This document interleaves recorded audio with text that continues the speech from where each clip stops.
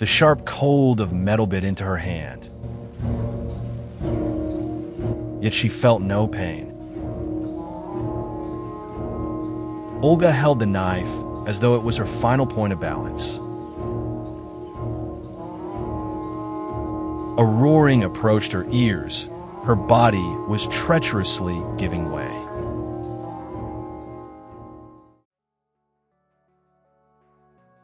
He has had another woman for a long time. A familiar voice echoed inside her head. And this, too, is his creation, his daughter. She stood on the doorstep of her own home, as much like erased from the life itself. In the summer of 1935, the hell suddenly opened beneath the feet of Olga, Pablo Picasso's wife. In a matter of moments, everything she had built along with a genius over 17 years just collapsed into dust. But yet it all had begun like a fairy tale. In the spring of 1917, in the Eternal City, sun-drenched Rome, Picasso decided to slow down and yet get away from romantic disappointment. Not long before, his beloved Marcel Humbert had died of tuberculosis, known among the Parisian bohemia as Eva Gaul. It was to her that he had dedicated dozens of Cubist paintings, inscribing them "Ma jolie," "My beauty, I love Eva." At his 36, the artist was searching for a quiet harbor in which to heal his wounds. He longed for peace, for harmony, perhaps even for children. But fate intervened. Jean Cocteau persuaded the young master to work on the sets and costumes for the ballet parade, part of Sergei Diaghilev's legendary Russian seasons. There, beneath the blazing Italian sun, he saw her, a Russian ballerina of astonishing beauty, emerald-colored eyes, and the bearing of royalty manners. Mysterious, impregnable, the beautiful curve of her coral lips alone was unforgettable. He was absolutely captivated. Picasso had never met anyone her alike. "I will adore and get her," Picasso rasped. "Oh," the entrepreneur and ballet manager Diaghilev laughed. "You will never understand this woman, and how you will appear and look next to her. Olga Koklova is a noble woman.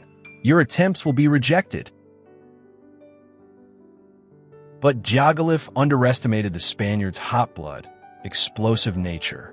Picasso began to lay siege to the beautiful fortress with triple efforts. He appeared anywhere Olga went and painted her portraits. His blue and rose periods were forgotten. African primitivism and cubism that had brought him his first serious money.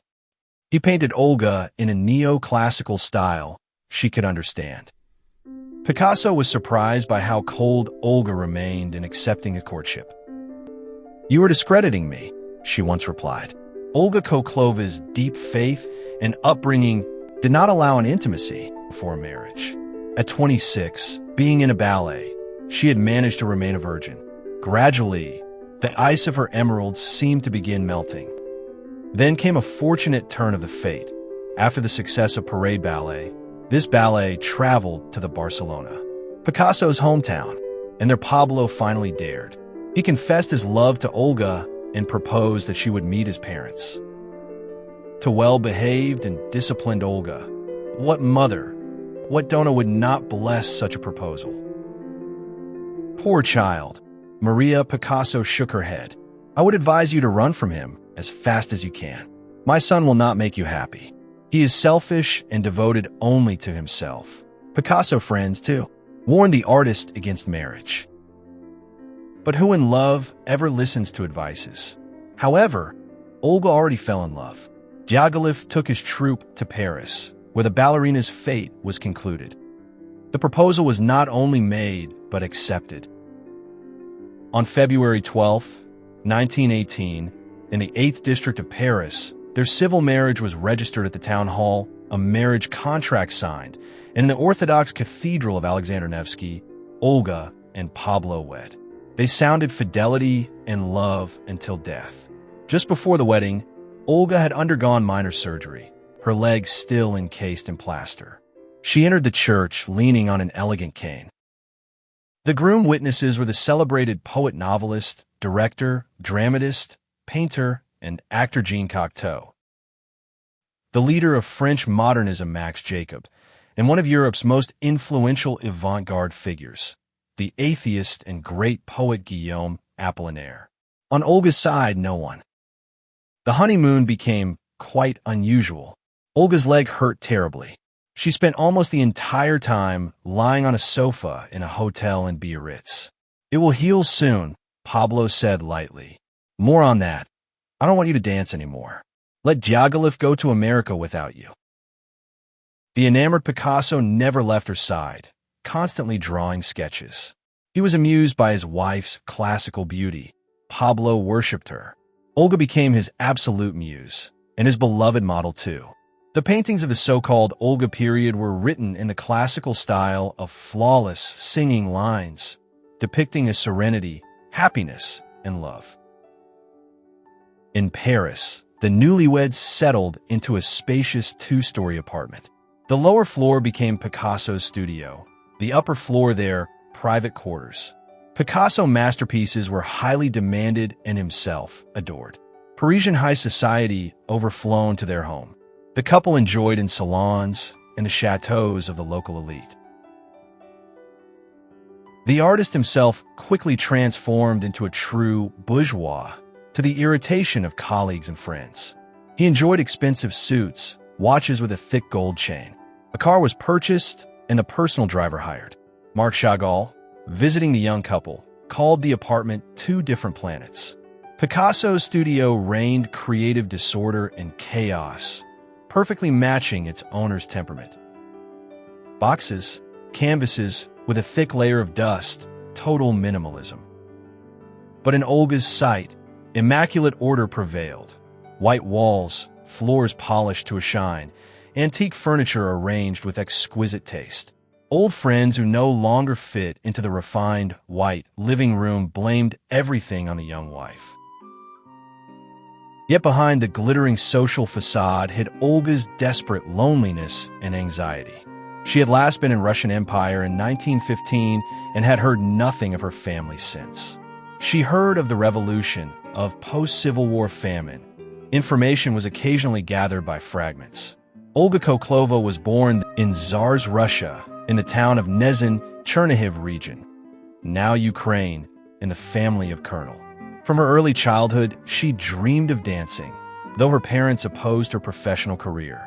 In St. Petersburg, where the family moved for her father's military service, Olga studied at a French boarding school, then entered Yevgenia Sokolova's dance studio. In 1911, her friends, the Konetsky sisters, brought the young dancer to an audition with Sergei Diaghilev. That meeting became fateful. Olga Koklova would ever become a prima ballerina, but due to given by Diaghilev's exacting standards and perfectionism, she undoubtedly possessed and developed her talent, solid dancing technique, and discipline. By the time she met Picasso, she had danced for 6 years with a renowned company, touring along America and Europe. After the revolution, she lost contact with her family for complete 3 years. Later, she was told that one, her brother died, and 2 others, along with her father, joined the White Army. Her mother and sister lived then in extreme poverty. Her worries were comprehended with another disaster, a leg injury that forced her to stop career. Being a melancholic and always dreaming, that how Olga appeared from Picasso's paintings then, while painted with love, elegance within neoclassical lines, much like from paintings of Dominique Ingres.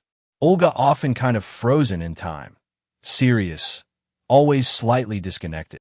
Here, she is in an armchair, reading or writing. Pablo seems to hint that she is attempting to connect with her family in Russia, whom she would never see again. This was how Picasso's friends and the public perceived her, mistakenly took seriousness for snobbery and arrogance.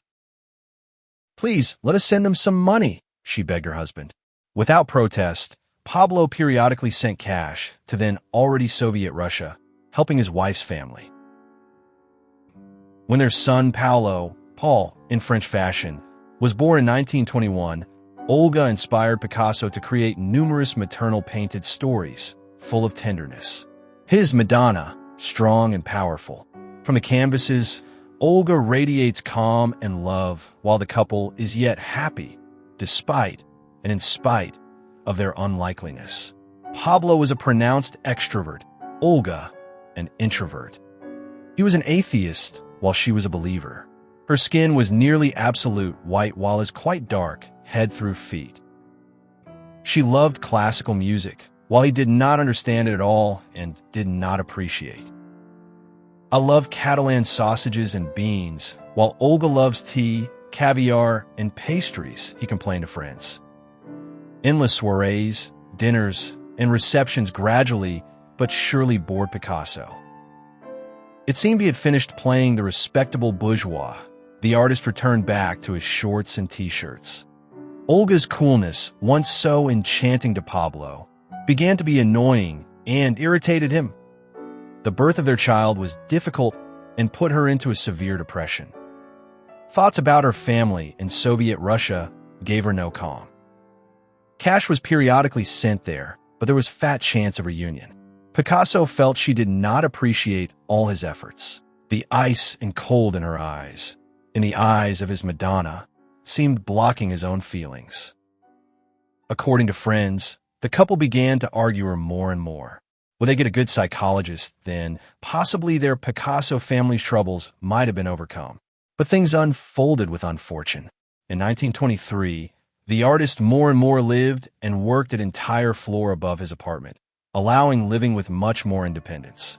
He returned to his old habit, visiting brothels. The spouses drifted apart.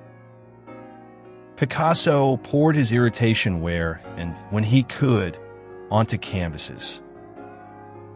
Now, instead of refined beauty, a shapeless monster stared back at Pablo, Olga's alter ego.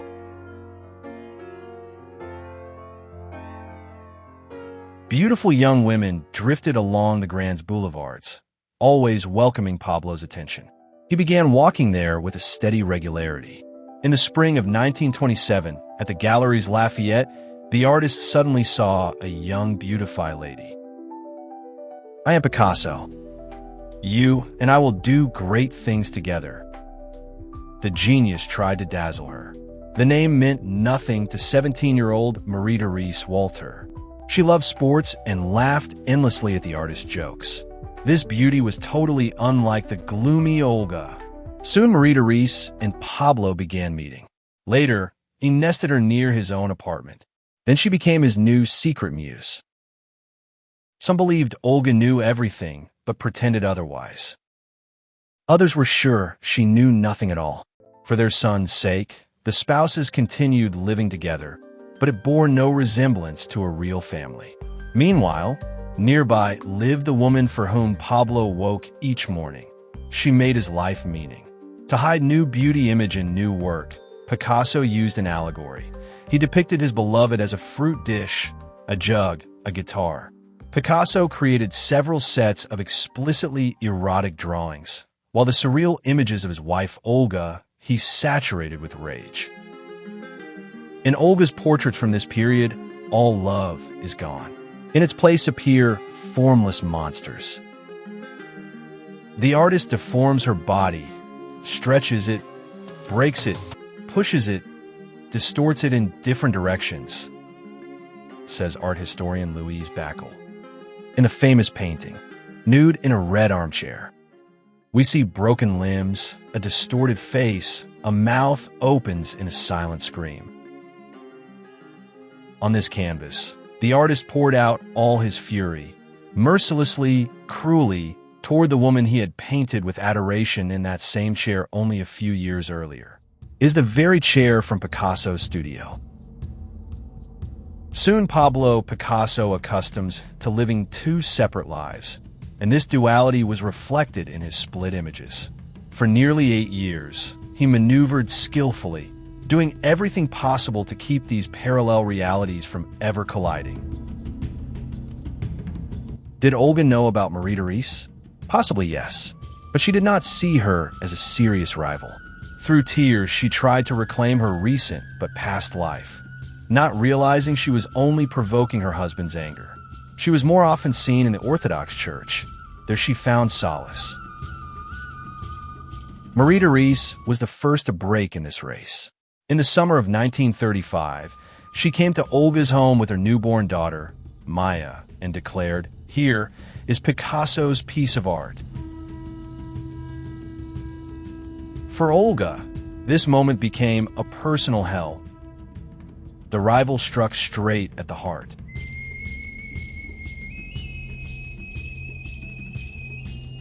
Olga filed for divorce and gone with her son to the south of France. Then, constables seized all Picasso paintings as collateral for the sum he was demanded to pay to his wife after all. He refused to grant her a divorce or to divide everything equally, especially the paintings. He cannot let them go easily. Many said greed was to blame. During this period, he did not touch canvas for nearly 2 years. Poetry will help Pablo to stay alive and survive. "Perhaps I failed to express you properly how deeply I love you," Olga wrote to her husband. "I could not, though I should have to." The letters went unanswered. He expected for her return and was afraid at the same time. Both were entangled in their feelings. Marie Therese was no longer needed to Pablo. Soon another beauty replaced her. Olga and Picasso have never formally divorced. Family acquaintances claim that after that stress, Olga's mind became clouded.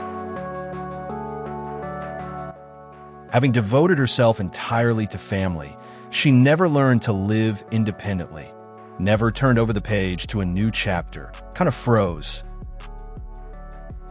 She was a financially independent woman who was protected by her marriage contract. Madame Picasso became vengeful, destructive, but deeply suffering. She chased her husband anywhere, blocking him in the streets, shouted insults, reminded him they were still married.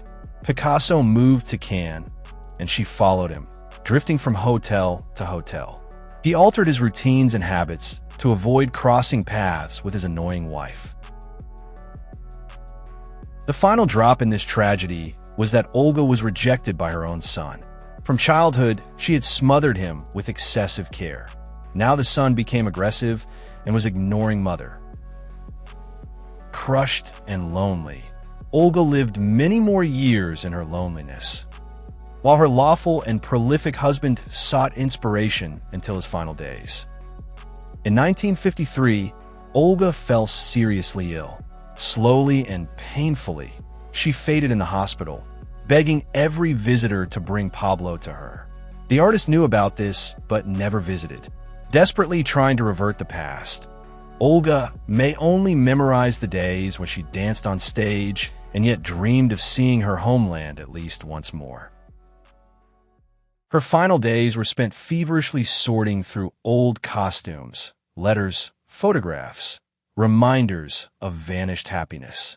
Until the very end, she wrote letters to her lawful husband, every day in 3 languages, but now the lines were scattering in all directions. "Picasso will read them," he said, for personal security. Olga Louise Picasso died in the Bossolay Hospital in Cannes on February 11, 1955, from cancer, a disease compounded by bitter loneliness and resentment. Accelerated by bitter loneliness and resentment. She was buried in one of France's most beautiful cemeteries, Tiergrange, also known as the Angel of the French Riviera. Pablo Picasso lived since another 18 years. Legend is that something Russian was left in him forever. He knocked on wood to ward off bad luck. He remembered to sit before travel and ate raspberries poured over with milk. What became of their grandchildren and of their son, who became his father's personal driver? that is another story entirely. Hopefully one day I will tell more. Subscribe, like the film if you enjoyed it. Please write your comments. Every action of yours will help the channel growth. And thank you for being with me.